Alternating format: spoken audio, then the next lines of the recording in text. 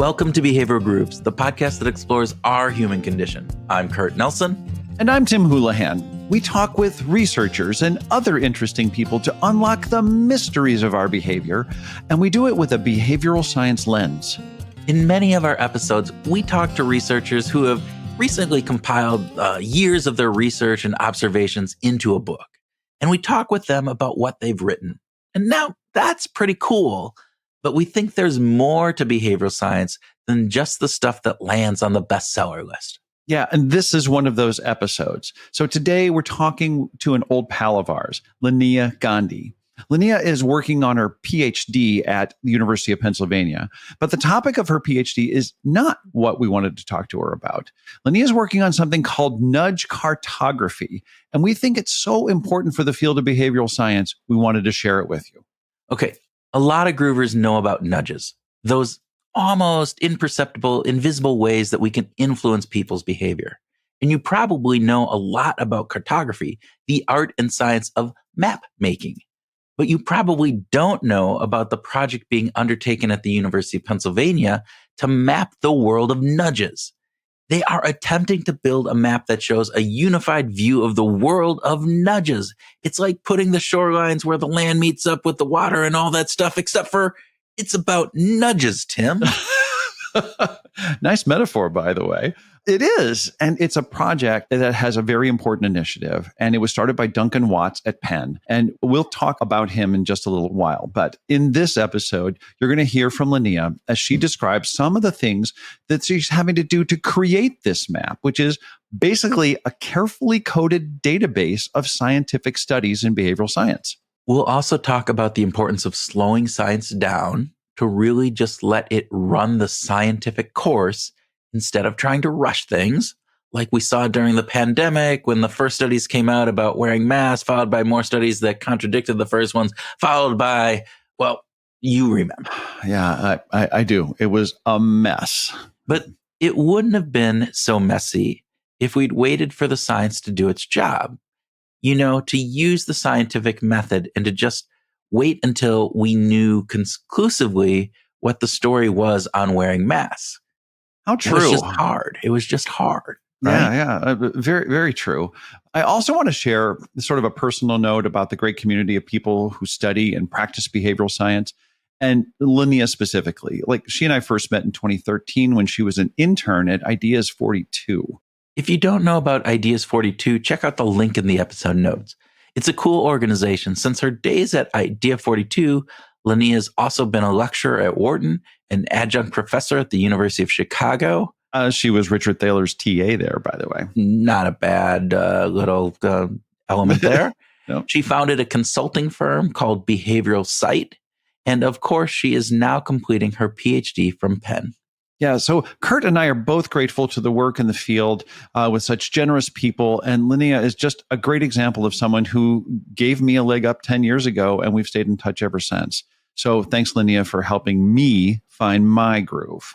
With that, we hope you sit back with a cup full of Nudge Cartography and enjoy our conversation with Linnea Gandhi.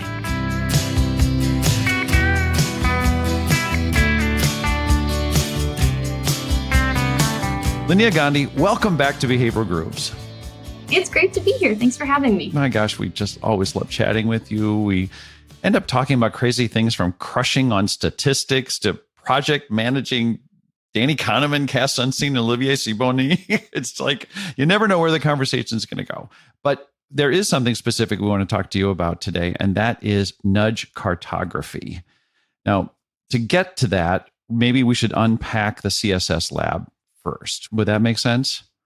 Yeah, absolutely. So tell us, what is the CSS lab and what do you guys do there? So the CSS lab stands for Computational Social Science Lab. It's based at the University of Pennsylvania, and it was founded by Professor Duncan Watts. It started a couple of years ago and has grown really fast since then. It spans 3 different groups at University of Pennsylvania, which Duncan is actually appointed in. Mm-hmm. So communications, engineering, computer science, and my group, which is the Operations, Information, and Decisions group, the decisions part of it. What did he want out of this? It's a big, bold thing to do to try to coalesce all this stuff. Oh, wow. You'll have to ask him about his intent. The way I see it, I'll give you my gist of it is after I discovered it, spent some time in it, spent some time in other areas at Wharton and Penn, it felt like home to me. It felt like the place where I would have the greatest likelihood of being able to take big swings at projects with large sets of data or with large impact or with low likelihood of success, but again, would have a really high impact if they succeeded and be able to use skills from machine learning as well as psychology and marry that all together. So for me, it's a lab that pursues really big, ambitious projects that require a combination of social science and computational tools. It sounds very like I would be lost the second I walk through the door coming into it. You got computational methods, which I'm just like, blows me away. That's your favorite. Oh my God, that's not true, Tim. So help our listeners understand what it is that you're actually doing in a day-to-day kind of work within the lab and what are some of the outputs that you're looking to understand? So my work in the lab centers around one module or collection of projects that we call integrative experimentation or cartography. It has to do with unifying a lot of the evidence in a given field or against a given question, or generating a set of evidence around a given question in a really large scale way to try to answer a big theoretical question like what makes teams synergistic or not synergistic, meaning when is it better for individuals to do a task versus a group of individuals to do it together? That's one of the questions that one of our projects tries to answer. And actually, that's why I love the word cartography to describe the initiative. And I would say it's a specific instantiation of this slower science that we've been talking about. When I think about maps too with this project, it's a very modest map. So don't think Google Maps. Maybe 10 years from now, if I have found a place to land after graduation, maybe we'll be closer to Google Maps. But right now we're in the 1400s. We're, with the monks that have been piecing together different accounts from explorers and Christopher Columbus and whatnot to try to patch together what they call the Mappa Mundi in Italy. That's where we are. It is bad. It's going to have myths in it. It's going to have gaps and holes. But that's what we're trying to build today, because if we start pulling together all that evidence into a single place with a shared set of parameters, that is going to set us up for success for the Google Maps correlate, years and years from now. Okay, Kurt. So Nudge Cartography. Let's just start with the cartography part, right? It's map making. It's putting together diagrams of rivers, roads, oceans, elevations, all the terrain into a single piece of paper for the purpose of creating a perspective to help us navigate. Right. Except for this isn't a map of land and different places. It's not the Mappa Mundi. Is that how you say it? Scholars believe originated in England near the beginning of the 14th century. Oh, you are so scholarly. Yes. And the term Mappa Mundi is a Latin for map of the world. Little did they know that the map that they had in the 14th century was missing huge chunks of the world. But, but they thought that it was the whole world, right? They thought that it was the whole world. And what's interesting, and the reason we bring up the Latin and feel all talking, why do I say Latin in that I don't know. It's just weird. Latin. Yeah. I don't know either. But we bring it up because when they thought they had the entire world mapped out, what Linnea is doing is they're trying to map the entire world of nudges, but they luckily know that they don't have the whole world, that is a map that is constantly being built out to expand the edges, but also fill in the pieces in between. Yeah. And I want to point out that it's sort of, if we take that metaphor of a map being like rivers and roads and elevation and terrain and all those kinds of things, the CSS lab is compiling all different kinds of data in order to create this map. So it's not just what happens with nudges around defaults. They're studying nudges around defaults and all types of influence and decision-making tools in order to better understand how nudges work overall to create this big picture. Yeah. And so again, we use maps to help us navigate in the unknown places. And what I love about this project that Linnea is working on is it's here to help us navigate through the unknowns of behavior, to help us understand, all right, if I move from here to here, this is what I'm going to get. It helps us understand the larger landscape of behavioral science. Yeah. Okay. So now let's hear how she's going to do it. They do it by running many combinations of tasks, many combinations of individuals, many combinations of how those individuals are combined for the task to try to more holistically answer a question that historically in social science, we might answer in a much more piecemeal way. One study here, one study there in this vast multidimensional space. So I live on the umbrella of that cartographical, large scale experimental set of projects. So we asked if these experiments would be highly theoretical or very solution oriented. Social science could be run more efficiently and effectively, answering questions if instead of going about it piecemeal, siloed across departments or techniques, we had one problem that we cared about in the world, one question we wanted to answer. And then we drew on all the data sets, all the skills that we need in order to answer it and do it in what is not just a descriptive or explanatory way, but start looking out of sample prediction. How well can our answers to these questions actually work in the future out of sample or out of distribution? So I think it's actually, by definition, everything that we work on in the lab is meant to be useful in that way. And if I'm understanding this right, what you're doing is saying, let's take this and let's actually look at some of those other situations, other contexts, and let's find the robustness of what we're trying to identify. Is that a fair statement? Yeah, to borrow how Duncan and... Again, she's talking about Duncan Watts, the founder of the CSS lab at Penn. His colleagues talk about it in a recent behavioral and brain sciences paper. It's called Beyond Playing 20 Questions with Nature. We often operate in this one at a time world. Yeah. I run one experiment in one setting with one set of people, with one set of stimuli, with one dependent variable measured in one way, and analyzed in one way or, one set of ways. And I put that out there and communicate it.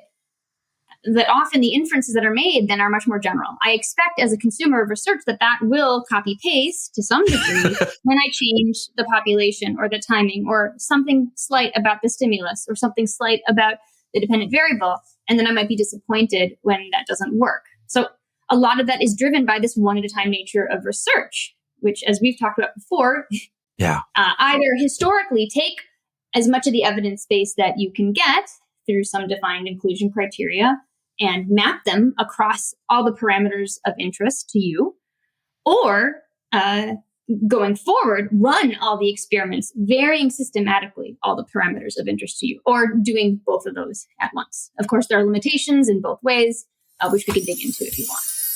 Okay, so this is a really cool objective for the CSS lab. So, for example, they'd like to be able to say that with a high degree of confidence in some specific or generalizable situation, that this group of tasks are better off worked on by individuals, and this other set of tasks are better off worked on by groups. So that in and of itself just kind of gets us thinking about, so now, like if I'm in HR and I'm curious about, how I should coach managers and leaders about how to get something done, well, I could actually go to something like this database, this map, and say, well, how would these kinds of tasks that I'm thinking about leaders doing, how would that work? Should I coach them to say, well, you should always have teams work on this? Or it might be better if you have individuals working on it. Right. And what I like about what they're talking about here and what Linnea says is it's like we were able to put a map out of potholes in the road that need to be attended to, right?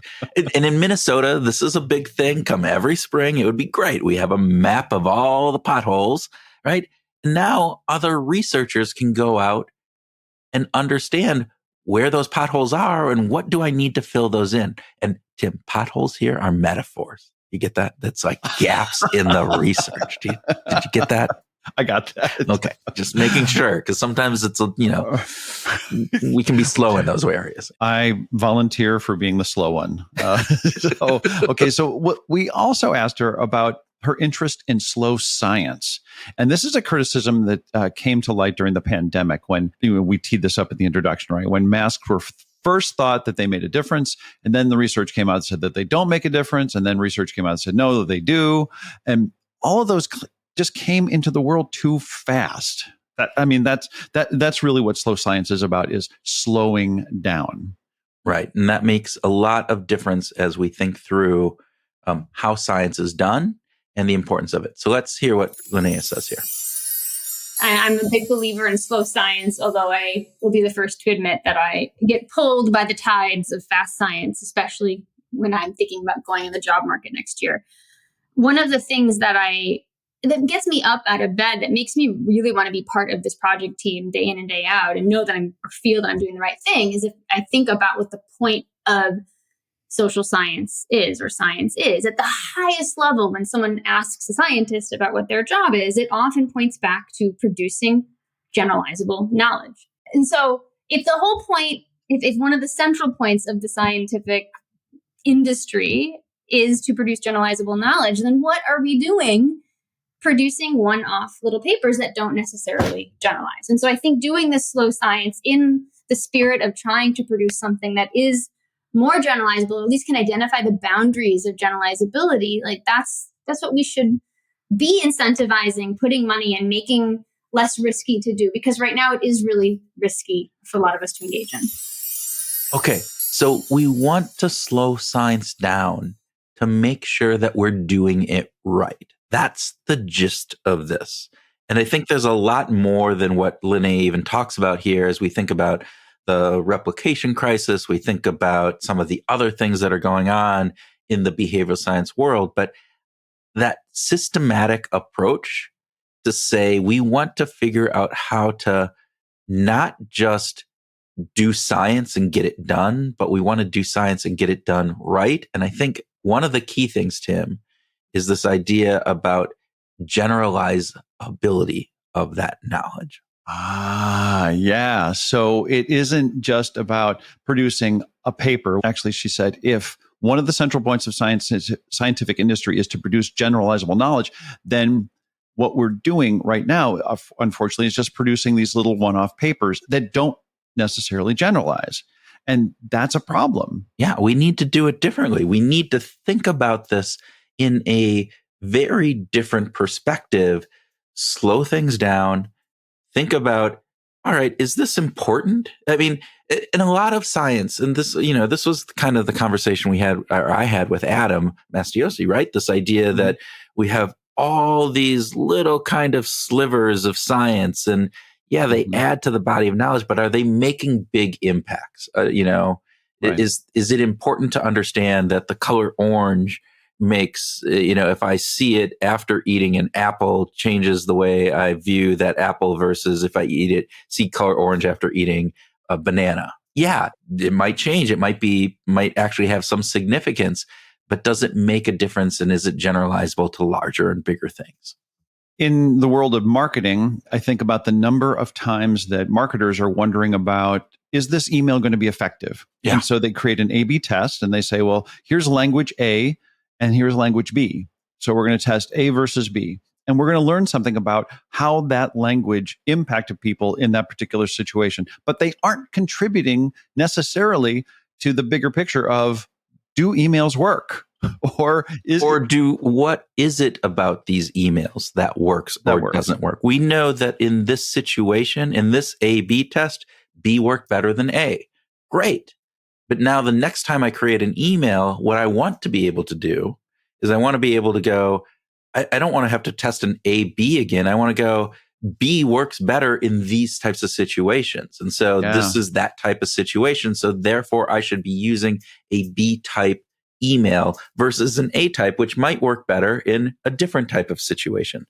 I think the same thing could be said for some HR departments where they're developing one-off programs and different pieces, and they're not bringing some of that larger perspective, that larger science. And so it isn't necessarily, trying to figure out how their policies impact the larger performance or citizenship or engagement, et cetera, all of that. So, Yeah, I couldn't agree that we talk about being strategic in the corporate world, but a lot of times that just means attending to the business strategies, not really learning our discipline better.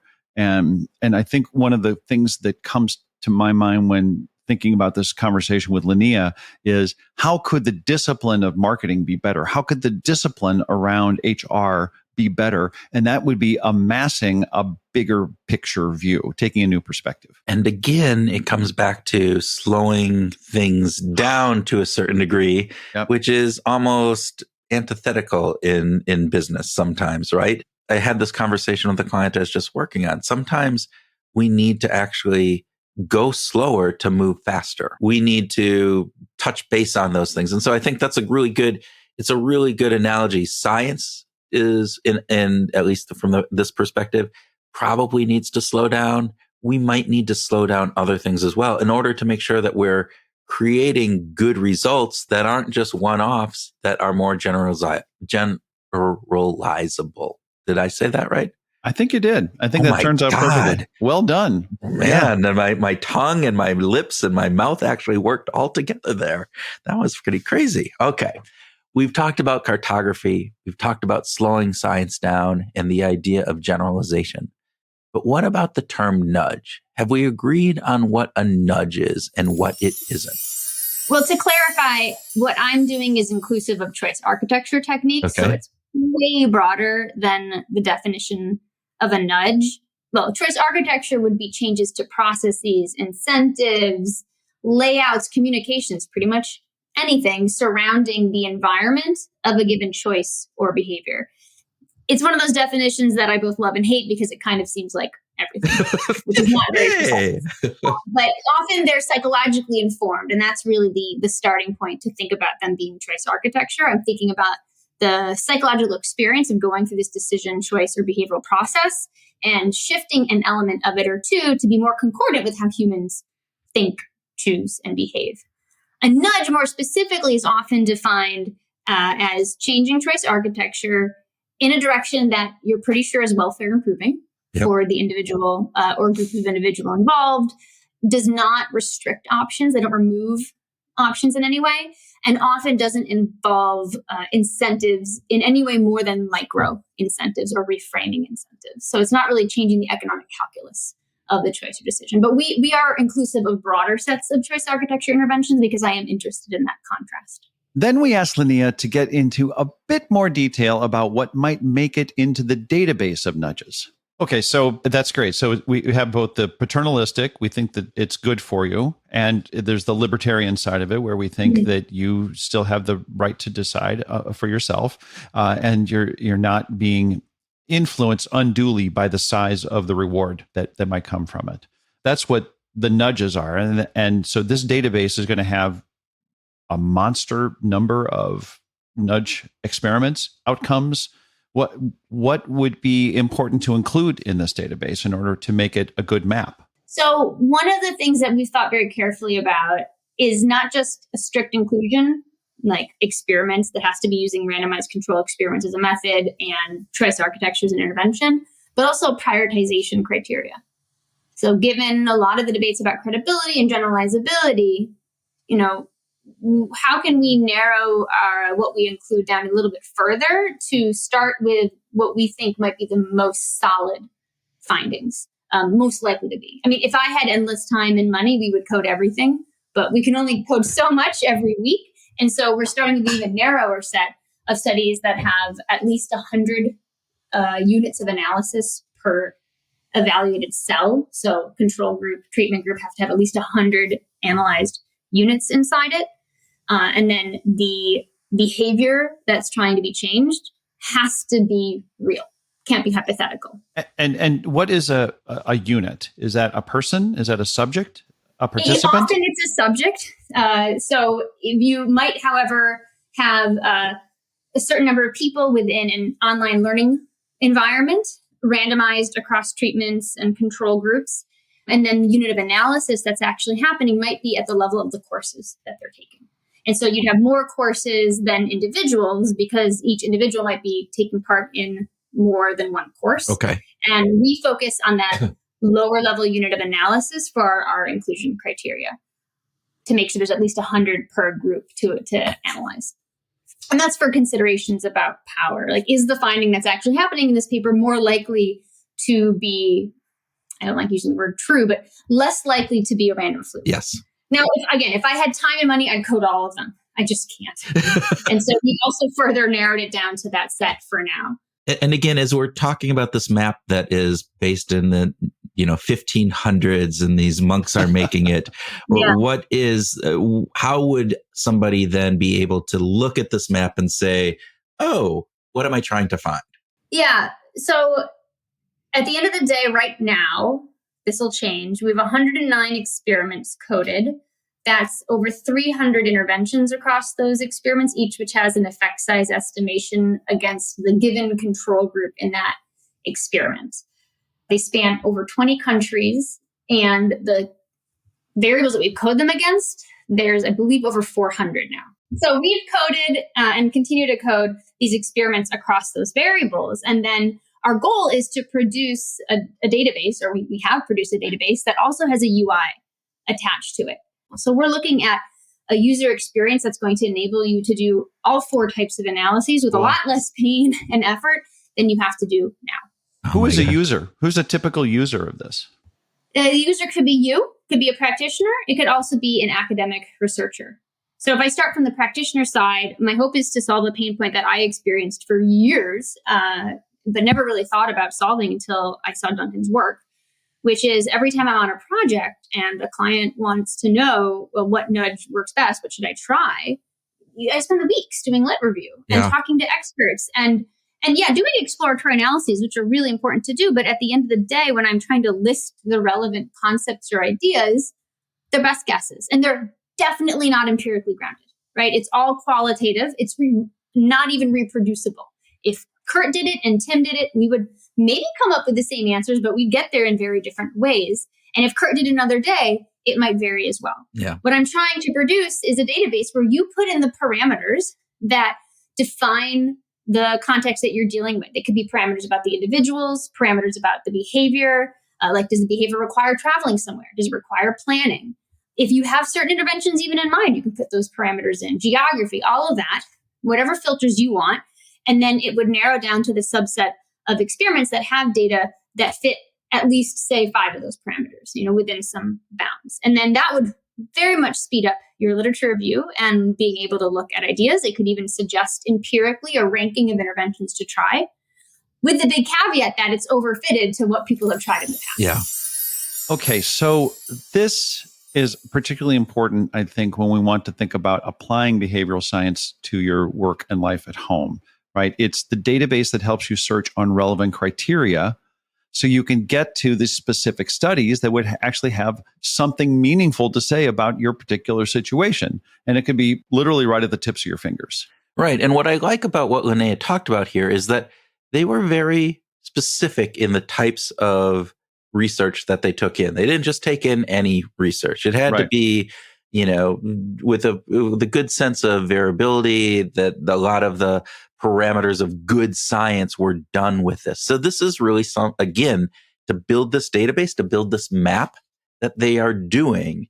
It's not based on, some seafarer's story of the big, sea monster in between this. So the cartographer writes the sea monster in. No, they're actually saying, hey, we went out there and it's a whale. That's what it is. It's a whale. It's not a sea monster. And so that's what they're trying to really do with this. That was a really bad analogy, wasn't it? I like the sea monster analogy. Yeah. Okay. And when I think about the application in that corporate world, if you're a marketer or an HR professional or a graphic designer, and you've got a specific problem to solve, then you could have a map to go to that says, well, how have people responded in a general way in these situations? And maybe even in a specific way. That could really help you zero in on the problems that you're trying to solve. Well, particularly as it relates to any human dynamics, right? This is the idea of this is about nudges and those things that change behavior, and thinking about all of the times when what we're trying to achieve within business is about behavior change. This is going to be amazing. And, it's going to be a great tool that could be used by both academics in furthering their research and filling in those potholes, but practitioners alike. I noticed that you really do like the potholes analogy. That's good. You wrote it. I just read it, man. There you go. Well, with her fingers in so much data, we asked Linnea about what generalizable observations regarding nudges and choice architecture are coming into view for her. Well, one pattern that I've taken, and I apologize, I don't have the data behind this. I could pull it up. Is it feels like there's actually a lot of the papers that are making it in are from Europe. Whoa. And maybe it was just surprising to me because I think of our field as always being predominantly US centric, and they're still Western centric for sure. But if you narrow it down to field studies that meet a larger scale criterion, I've just been surprised by how many are not in the US. And that's important to note. But then she hit us with a big stick. She asked a question that will get you and your friends in social science talking for some time. Check this out. If we can't make predictions from the evidence base that we've already built, then what are we doing? Yeah. We're telling stories. I think it's important that people, I think it's so important to think about research as products, not papers. Papers are not a product. Papers are marketing, right? They're not knowledge. They're communicating your knowledge. Very different. It's an amazing observation, actually, isn't it? Papers are not products, right? Yeah. If you can't make predictions from the evidence base that we've already built, then what are we doing?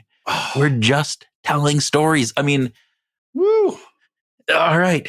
Smoke. If you can't make predictions, right? You're just telling stories. It is this idea that papers are not products, I think, is huge.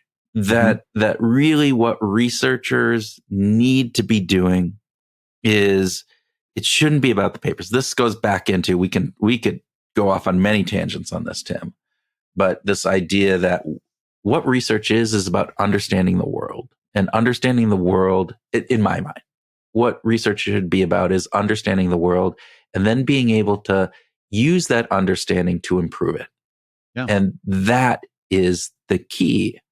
And so many times we tend to just, feel like I have to get published. And this is, I'm generalizing out to researchers, it's publish or perish, that whole mantra. Yes. And so, so what is the bigger question for me? I agree. And I see two really important things.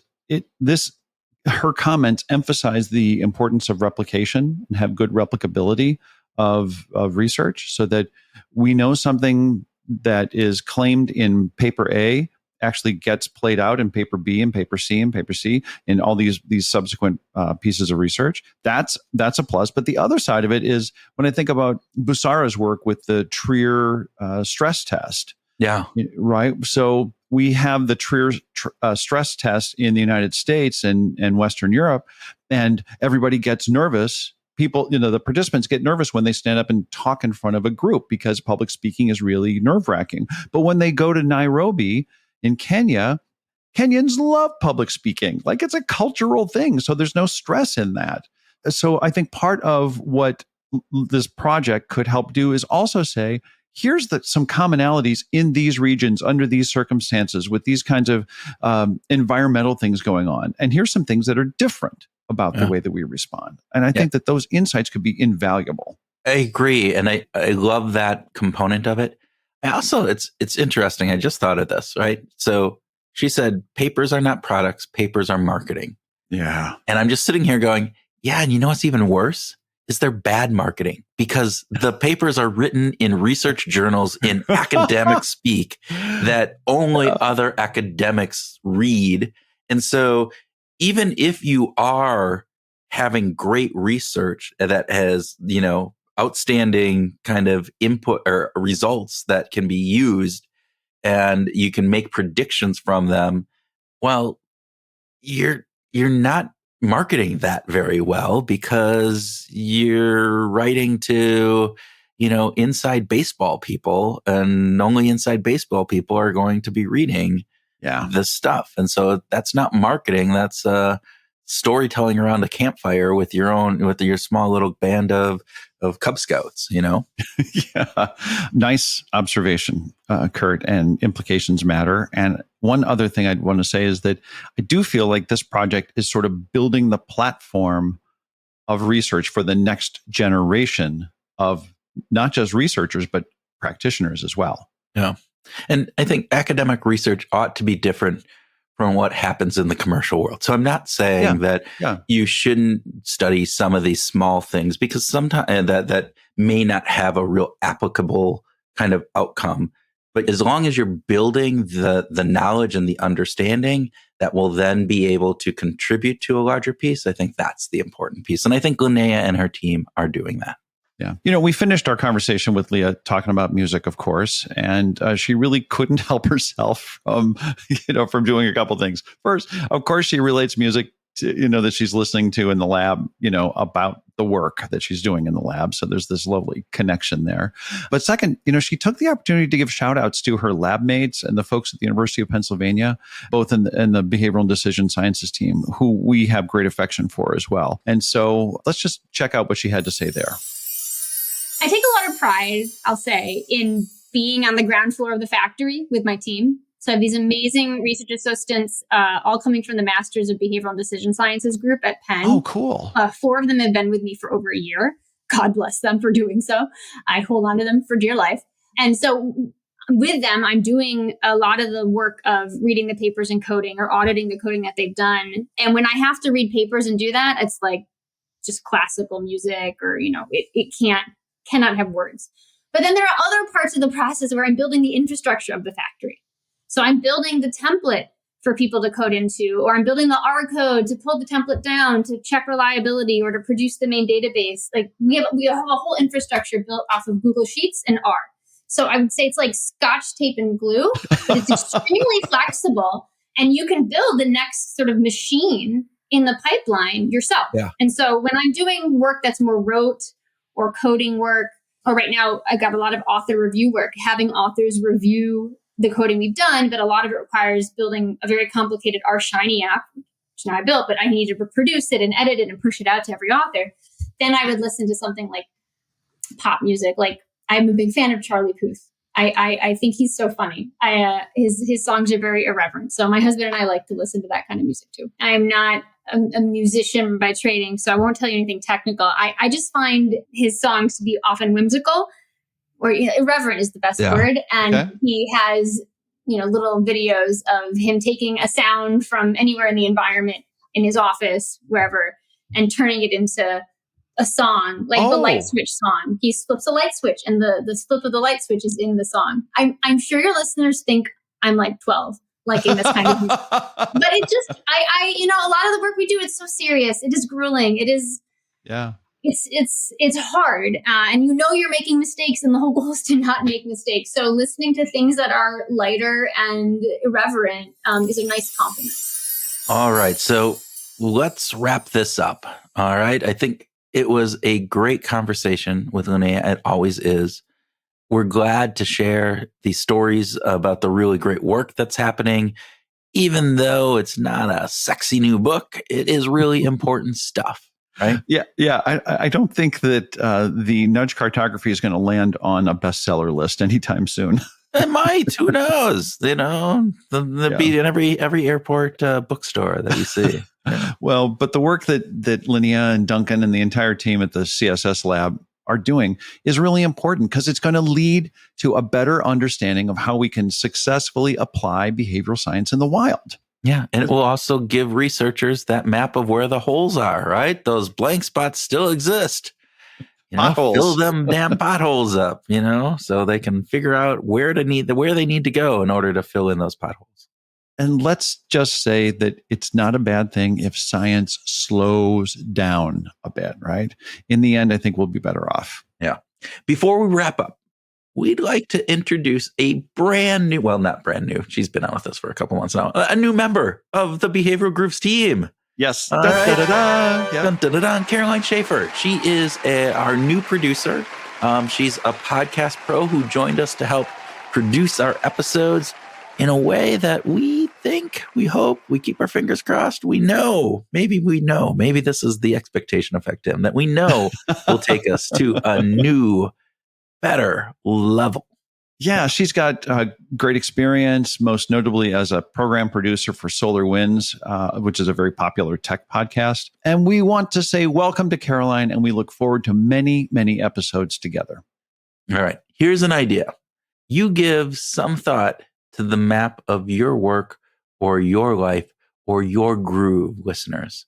What does it look like? What would happen if you step back and thought about all the things in your life or your work, what those things do?